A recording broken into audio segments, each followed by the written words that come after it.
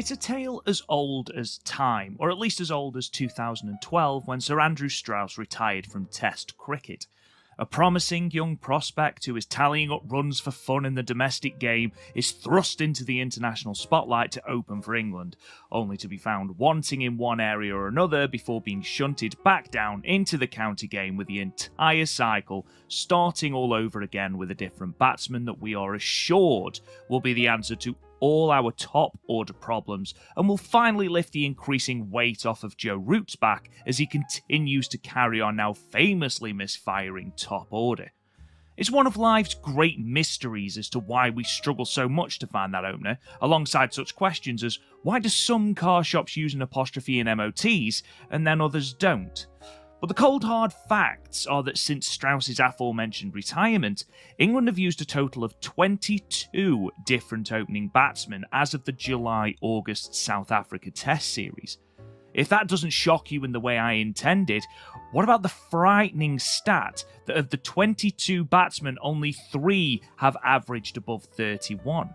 If you are somehow made of sterner stuff than I anticipated and require something else to shock you, how about the fact that those 3 men are Sir Alistair Cook, Joe Root, and, off the back of his outrageous 92 against Ireland at Lord's back in 2019, Jack Leach. Now, I'm obviously not recommending that we promote Leach to open the batting.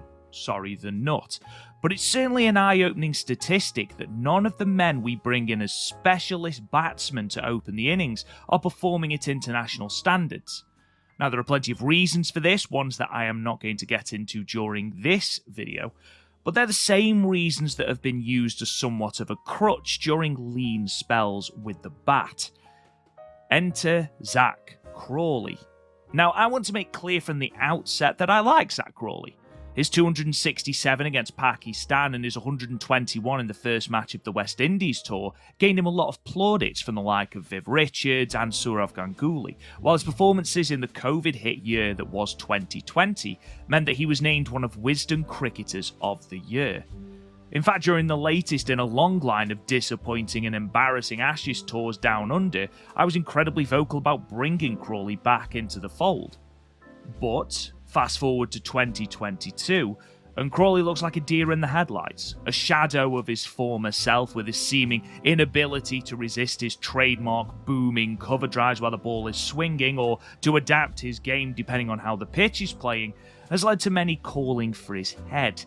His nuggety second test performance at Old Trafford that saw him grind out 38 from 101 balls in difficult batting conditions was a definite improvement, and showcased some of the restraint that we've been crying out for. But many think that this is not enough, and that the third test at the Oval might be a swan song should he fail again. You know, no pressure or anything, Zach. If that should come to fruition, however, who replaces him? It's all very well saying that having Crawley at the top isn't working because of his ill-advised attacking intent and periodic poor judgment, but the fact is, as I alluded to at the top of this video, no one else has managed to capitalise when given the nod either.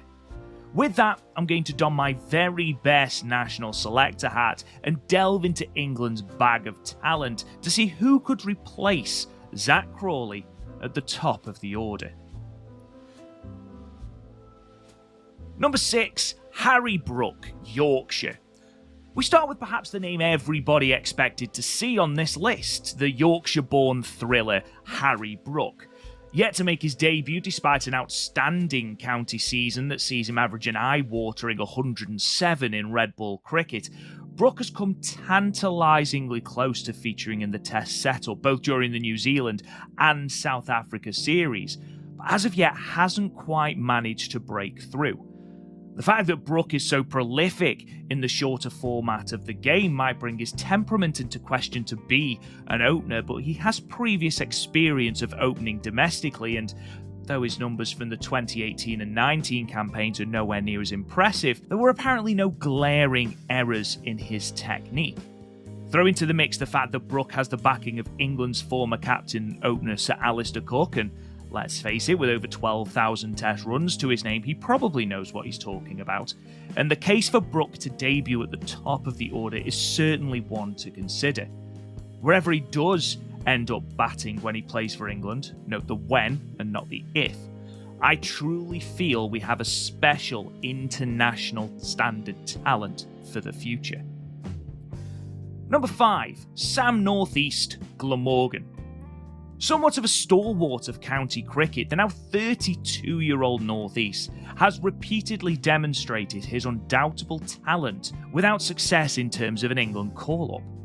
I find it astounding that since his successful stint in the England under-19s, the only sniff of international cricket Northeast has gotten is a game in the North-South pre-season challenge match in the United Arab Emirates, a match in which he scored an unbeaten 118 before an unfortunate hamstring injury put paid to his innings and the rest of the tour. This is a man who has a shade under 12,000 first-class runs at an average of 40.15. He's clearly incredibly talented and, by all accounts, an excellent leader. I understand that many will look at the age of the Glamorgan batsman and dismiss him out of hand, but what he lacks in youth, he more than makes up for with a lavish amount of experience.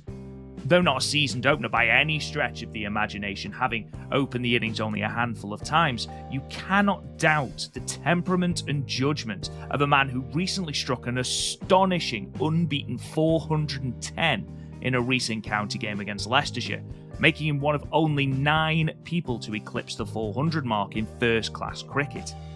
In short, age doesn't have to be the end-all and be-all, and if anyone has proved themselves in county cricket and deserves the opportunity, then I'd argue it's him. Number 4, Sam Robson, Middlesex. England love the idea of having a right-hand and left-hand combination at the top of the order, and if the selectors are going to persevere with the left-handed Alex Lees, then who better to take up the role as the right-hander than Middlesex's Sam Robson? Robson was unceremoniously dropped with only 7 test matches under his belt after a poor run of form saw him score only a single test century. Since then, he has done what was asked of him, and more in working on his off-stump awareness and bagging himself a shed loads of runs in the domestic game in the process. As of recording this video, Robson is averaging 44.33 for the 2022 campaign, having accumulated 665 runs, proving him to be a very reliable top-order player, and one that England may eventually feel has done enough to earn only his 8th Test cap. Number 3, Ben Compton, Kent. Talk about a success story. Playing only his 3rd full season of county cricket after being released by Nottinghamshire at the end of an unhappy 2021 season, Kent's Ben Compton has to at least be in the conversation as someone who could do a job at the top of the order. At 28 years old, he is the standard bearer for those coming into professional cricket at a later stage, and is doing so very well. A scintillating year for the left-hander has seen him accumulate 1,119 runs at an average of 62.16 in 2022, with 5 50s and 4 centuries. A compact player who complements the more flamboyant players in the Kent lineup with his grit and determination, he possesses the exact attitude and temperament that could be a perfect addition for an international opener, in the same mould as South Africa's Dean Elgar. As an added bonus, he tested his mettle against an international standard attack during New Zealand's tour match earlier this year against an English county select 11, managing a match-winning 119 in the second innings. Number 2, Rory Burns, Surrey.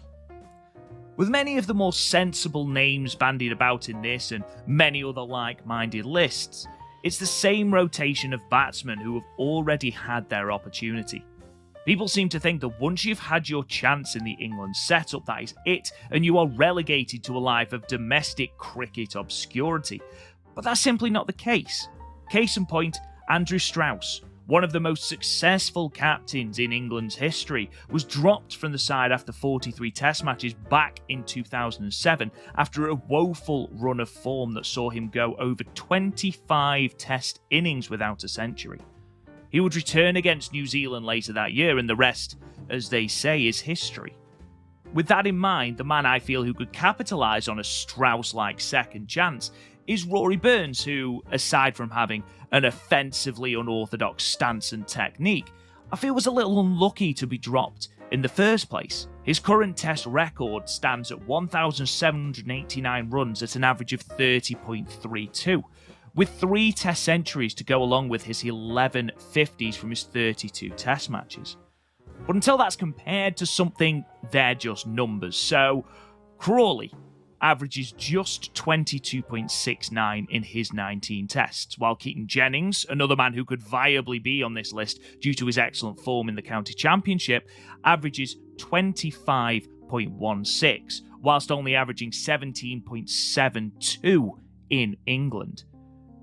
The fact that only 3 other people average above 30 and they played significantly fewer tests than Rory, I'd argue his numbers more than stack up. Similar to Compton, he possesses the correct temperament and desire to fight for his wicket that England are so desperately lacking at the moment in the current setup. Number 1, Ben Duckett, Nottinghamshire. Seen by many as something of a loose cannon, Ben Duckett's previous foray into Test cricket ended after only 4 Test matches, with the Nottinghamshire left-hander's final nail being his inexplicable decision to pour a drink over James Anderson in a club during the 2017-18 Ashes tour. Coming off the back of a poor series in India, Duckett was already walking a tightrope, but throwing a drink over England's leading wicket-taker whilst on an already fractious Ashes tour is a good way to get pushed from said tightrope and into a chasm of no return. Duckett struggled to regain the form that had once caught the eye of the England selectors despite a switch to Nottinghamshire from Northamptonshire at the end of 2018, leading to some to dismiss him as a flash in the pan. However, an explosive return to form in 2020 and an invite to join the 55-man England training camp during the COVID-19 pandemic has seen his name begin to be brought up once again for the Test setup. An excellent 2022 campaign thus far certainly hasn't hindered those whispers of a recall, sitting as one of only 5 men to surpass 1,000 runs in Division 2 of the County Championship, averaging a very impressive 72.28. Being one of the only bright lights of a miserable Welsh Fire campaign in the 2022-100, which saw the men's team lose all 8 of their matches, and a decent Vitality T20 Blast campaign has seen him re-emerge on the fringes of the international one-day setup, while a freak golfing accident to Johnny Bairstow has seen Duckett called in as cover for the 3rd Test against South Africa. With selectors clearly keeping Duckett in mind, surely it's only a matter of time before he earns that recall that, in my most humble opinion, he most certainly deserves.